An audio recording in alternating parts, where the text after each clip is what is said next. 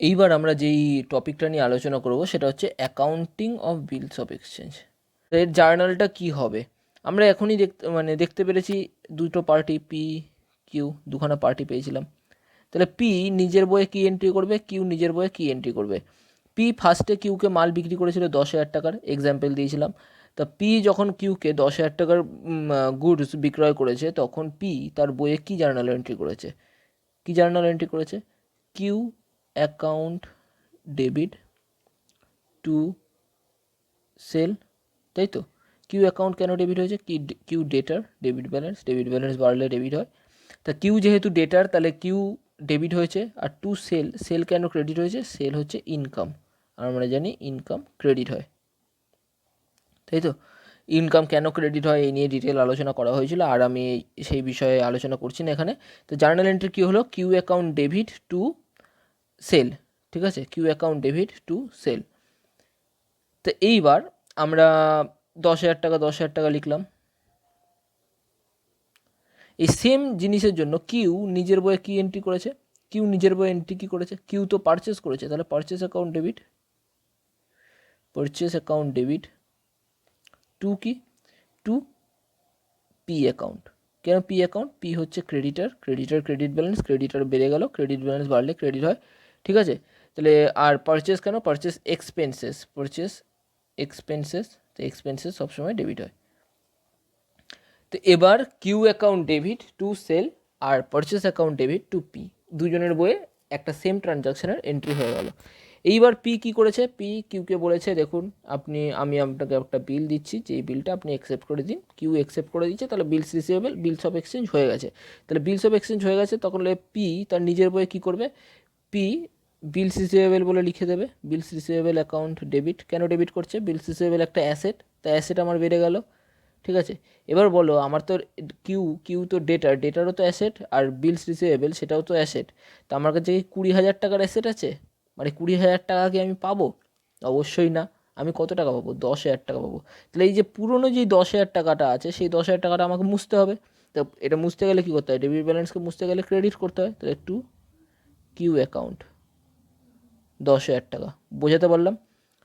এটা অনেক ভাবেও বলা যায়, এটাকে এরকমভাবে বলা যায় যে কিউ অ্যাকাউন্ট ক্রেডিট কেন হয়েছে? কিউ যেহেতু বিলটা দিচ্ছে, তাই জন্য কিউকে আমি কমিয়ে দিলাম, ঠিক আছে? ডেটার কমে গেল, ডেটার কমে গেলে আমাদের কি হচ্ছে? ডেটার যদি কমে যায় তাহলে ডেটার ক্রেডিট হচ্ছে, তাহলে ডেটার ক্রেডিট করে দিলাম ডেটারকে কমিয়ে দিয়ে। আর আমি সেই জায়গায় একটা নতুন অ্যাসেট লিখে দিলাম, সেটা হচ্ছে বিলস রিসিভেবল অ্যাকাউন্ট, ঠিক আছে? বিলস রিসিভেবল আমার অ্যাসেট, ডেটারও আমার অ্যাসেট। ডেটারকে মুছে ফেলে আমি সেই জায়গায় কী লিখে দিলাম? বিলস রিসিভেবল লিখে দিলাম। তাহলে bills receivable account debit to Q account. বোঝা গেছে? তারপরে তারপরে কি হয়েছে?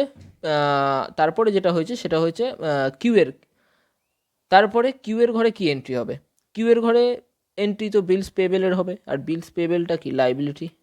বিলস পেবেল অ্যাকাউন্ট, এটা তো ক্রেডিট হবে, টু বিলস পেবেল অ্যাকাউন্ট হবে। লাইবিলিটি যদি বেড়ে যায় তাহলে সেটা ক্রেডিট হয়। তাহলে বিলস পেবেল অ্যাকাউন্টে 10,000 টাকা যাবে, বিলস পেবেল অ্যাকাউন্টে 10,000 টাকা যাবে, ঠিক আছে? আর তাহলে ডেবিট কি হবে? এ দেখো, পি অ্যাকাউন্ট বলেও সেটাও ক্রেডিটার, 10,000 টাকা লেখা ছিল। আর কিউ অ্যাকাউন্ট, আবার বিলস পেবেল অ্যাকাউন্ট, সেটাও আমার লাইবিলিটি, মানে দুটো লাইবিলিটি। 20,000 টাকার কি লাইবিলিটি? আমাকে কি 20,000 টাকা পে করতে হবে? অবশ্যই না। তাহলে আমি কী করবো? পিকে মুছে ফেলবো। তাহলে P account debit, credit balance মুছতে গেলে ডেবিট করতে হয়, ঠিক আছে? তাহলে P account debit to bills payable account, এটাতে কোনো সমস্যা নেই। ফার্স্টে পি এর ঘরে যেটা লিখেছিলাম, পি একটা বিলস রিসিভেবল রিসিভ করছিল, কার কাছ থেকে? কিউ এর কাছ থেকে। তাহলে bills receivable account debit to Q account. Bills receivable কেন ডেবিট? Bills receivable asset. আর পি অ্যাকাউন্ট ডেবিট, মানে কিউ এর ঘরে, কিউ তার ঘরে কি এন্ট্রি করছে? P account debit to bills payable account. P account কেন ডেবিট করছে? পি এর কাছে, মানে পি আমার ক্রেডিটার, সেই ক্রেডিটারকে মুছে আমি সেই জায়গায় বিলস পেবেল লিখছি, ঠিক আছে? কারণ এখানে ক্রেডিটার মুছে গিয়ে কী তৈরি হচ্ছে? বিলস পেবেল তৈরি হচ্ছে, একটা লাইবিলিটি। বুঝতে পারলাম? তারপরে এইবার তার কাছে 4টে অপশান আছে, কার কাছে? পি এর কাছে। পি এর কাছে 4টে অপশান যখন, তাহলে এন্ট্রিগুলো পি এর ঘরেই হবে, কিউ এর ঘরে হবে না। 4টে অপশান কি? প্রথম অপশান, সে নিজের কাছে রেখে দিল। নিজের কাছে রেখে দিলে এর কাছেও কোনো এন্ট্রি নেই, আর এর কাছে তো এমনিও হবে না কোনো এন্ট্রি, ঠিক আছে? দ্বিতীয় অপশান কি? দ্বিতীয় অপশান, সে যদি এটাকে এন্ডোর্স করে দেয়, ঠিক আছে? 4টে অপশানের ফার্স্ট অপশান যদি নিজের কাছে রেখে দেয়, তাহলে কি হবে? আর সেকেন্ড অপশান, এখানে ফার্স্ট অপশানের জন্য এইটুকুনি জায়গা ছাড়লাম, আর একটা কিছু আছে। সেকেন্ড অপশান যেটা হয়েছে সেটা বলছে যে কি এন্ডোর্স করে দেয়, তাই তো, এন্ডোর্স করে দেয়। এন্ডোর্স করে দিলে কি বলেছিলাম, ওখানে এক্স এর নাম দিয়েছিলাম, তার মানে পি, পি এর বইয়ে কী হবে আর কিউ এর বইয়ে কী হবে। কিউ এর ঘরে আমি বলেছি যে যার হাতে অপশান তার হাতেই এন্ট্রি হবে, কিউ এর ঘরে তো কোনো এন্ট্রি হবে না, ঠিক আছে।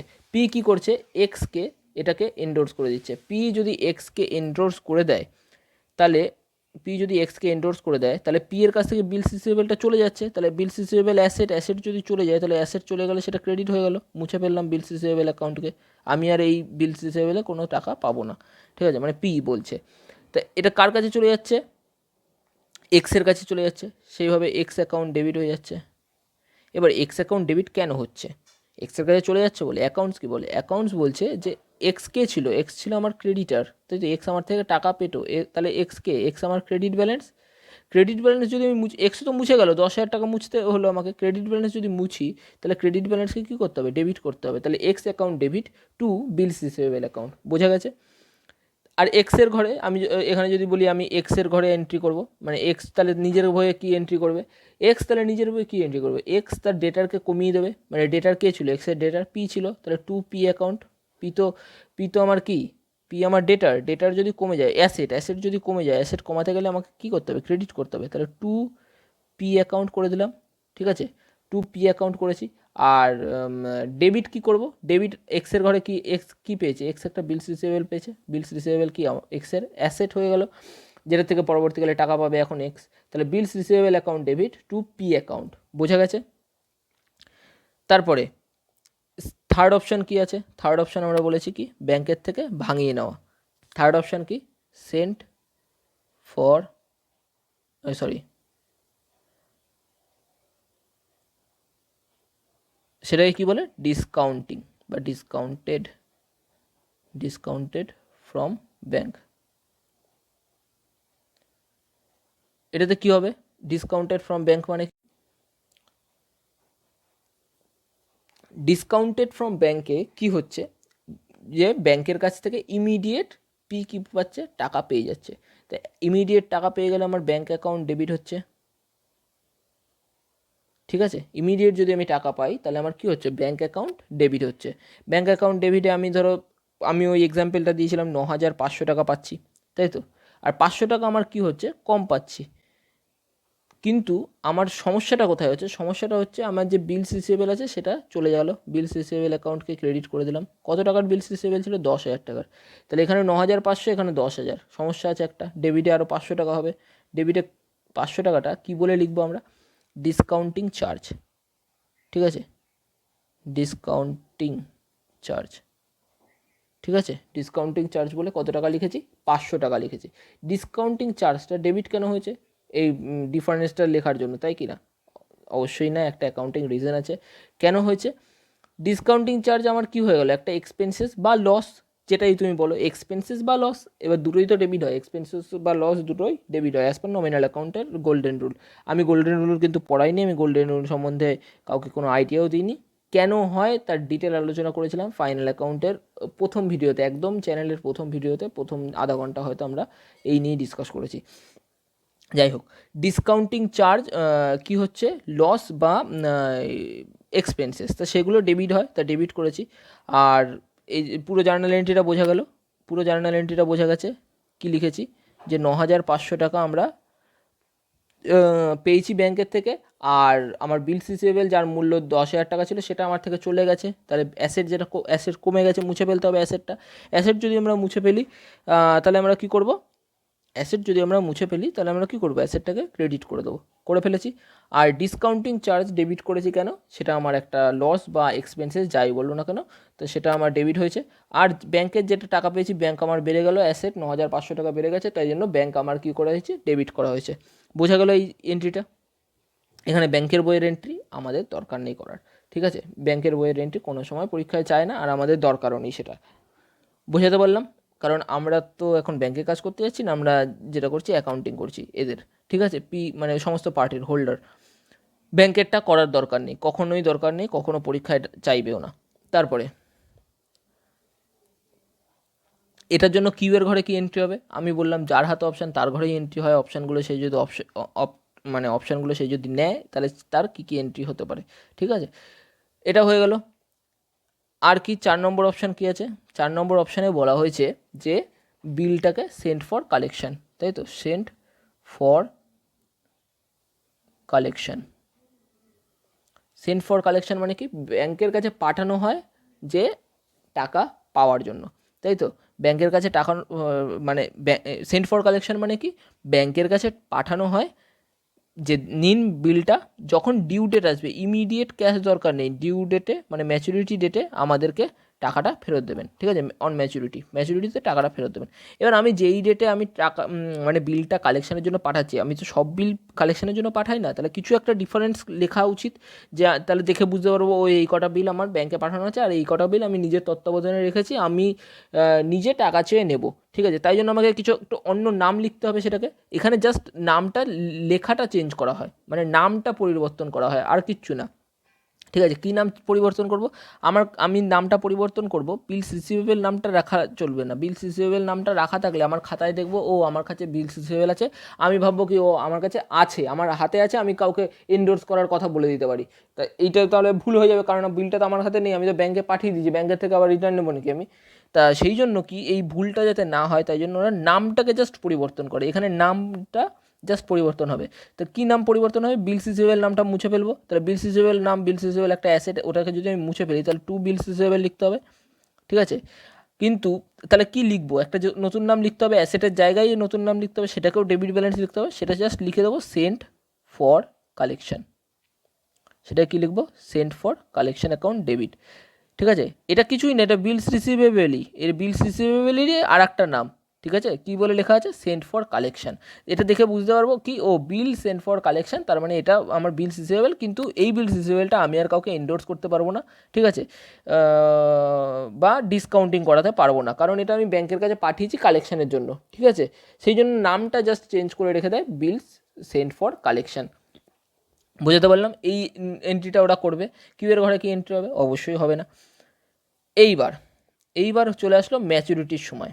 ম্যাচুরিটির সময় বলতে যেই টাইমে কিউ টাকা দেবে, যার কাছে বিল থাকছে সে টাকা পাচ্ছে, আর একজন ব্যক্তি যে বিলটা, যার কাছে বিলস পেয়েবেল বলে সে লিখে রেখেছে, যা বিলটা liable to pay, who is liable to pay, সে কী করবে? বিলের যেই টাকাটা হয় সেই টাকাটা পেমেন্ট করবে, তাই তো। সেই টাকাটা পেমেন্ট করবে কাকে? এখানে হচ্ছে পি, আর এখানে কিউ। কিউ কাকে পেমেন্ট করবে? পিকে। পি এর কাছেই বিলটা আছে, তাহলে পি টাকা পাচ্ছে, তাহলে জার্নাল এন্ট্রি কী হবে? ব্যাঙ্ক অ্যাকাউন্ট ডেবিট টু কি? টু বিলস রিসিভেবলটা এখন সে মুছে ফেলবে। কিউ এর থেকে পাচ্ছে যদিও, কিন্তু তার কাছে তো লেখা আছে কি? বিলস রিসিভেবল, তার কাছে তো আর কিউ লেখা নেই, তার কাছে কিউ তো সে আগেই মুছে ফেলেছে, কিউ বলে তো সে আগেই মুছে ফেলেছে। এখন যে 10,000 টাকা করে বিয়ের ঘর বিলস রিসিভেবল লেখা আছে পি এর ঘরে, সেই বিলস রিসিভেবলটাকে সে মুছে ফেললো, সেই অ্যাসেটটা থেকে সে টাকা পেয়ে গেছে, তাহলে বিলস রিসিভেবল সে মুছে ফেললো 10,000 টাকার। আর কি করলো? সে ব্যাংকে তার 10,000 টাকা ঢুকে গেল। বোঝা গেল এটা? কিউ এর ঘরে এন্ট্রি হবে অবশ্যই, কিউ পেমেন্ট করেছে, তাহলে টু ব্যাংক তার ঘরে চলে গেল, পেমেন্ট করলে তার ব্যাংক কমে গেল 10,000 টাকা। তাহলে ডেবিট কী হবে? ডেবিট হবে বিলস পেবেল বলে যে সেই লাইবিলিটিটা তৈরি করে রেখেছিল, সেই লাইবিলিটিটাকে সে মুছে ফেলবে 10,000 টাকা। বোঝাতে পারলাম? Bills payable account debit to bank account. এইটাতে কোনো সমস্যা নেই, হয়ে গেল ম্যাচুরিটি। এই অপশানের গল্প শেষ, এই অপশানে আর কোনো কিছু হয় না। সেকেন্ড কি বলেছিলাম?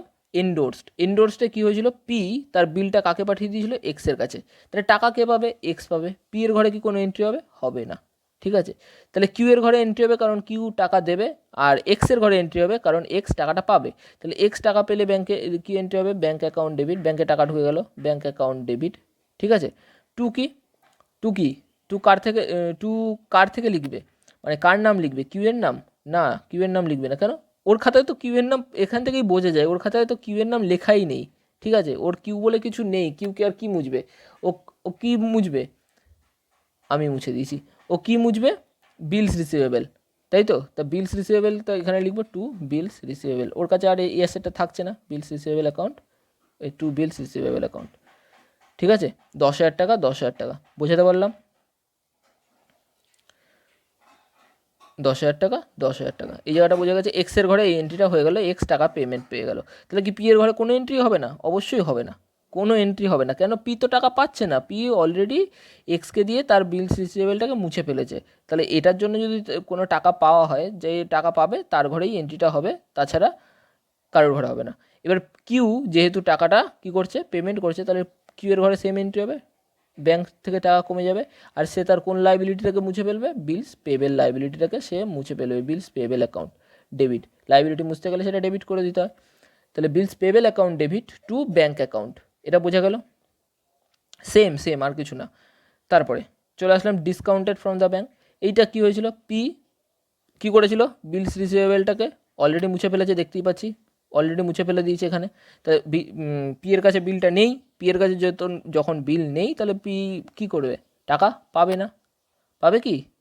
পাবে না, কারণ সেটা ব্যাংকের কাছে থেকে অলরেডি টাকা নিয়ে নিয়েছে, আবার কি টাকা পাবে? তাহলে বিল ম্যাচিওর হলো কি হলো, পি আর সেটা দেখছে না। বুঝতে পারলাম? কিন্তু কিউ এর ঘরে তো এন্ট্রি হবে, কিউ তো পেমেন্ট করবে, কাউকে না কাউকে তো পেমেন্ট করবে, তাহলে তার টাকা চলে গেল, তাহলে টাকা চলে গেল টু ব্যাংক বলে লিখে দিলাম, ঠিক আছে?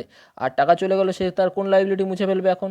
বিলস পেবেল, তাকে আর টাকা পেমেন্ট করতে হবে না, bills payable account debit, liability মুছে ফেললো। সেম এন্ট্রি হলো এখানেও। বুঝতে পারলাম? Bills payable account debit to bank account. 4 নম্বর অপশানে কী বলেছিলাম? 4 নম্বর অপশানে বলেছিলাম সেন্ড ফর কালেকশন। মানে এখানে কি পি এর কাছে বিলটা আছে? হ্যাঁ আছে, কারণ বিলটা আছে বলতে কি, বিল থেকে টাকা পাওয়ার অধিকার কি পি এর আছে? হ্যাঁ আছে। বিলটা তার কাছে না থাকলেও বিল থেকে টাকা পাওয়ার অধিকার পি এর আছে, তাই তো? তাহলে সে ম্যাচুরিটিতে টাকা পাবে, তার ব্যাঙ্ক অ্যাকাউন্ট বেড়ে যাবে, ব্যাঙ্ক অ্যাকাউন্ট ডেবিট, তার ব্যাঙ্ক অ্যাকাউন্ট বেড়ে গেল, ঠিক আছে? তো সে কী মুছবে?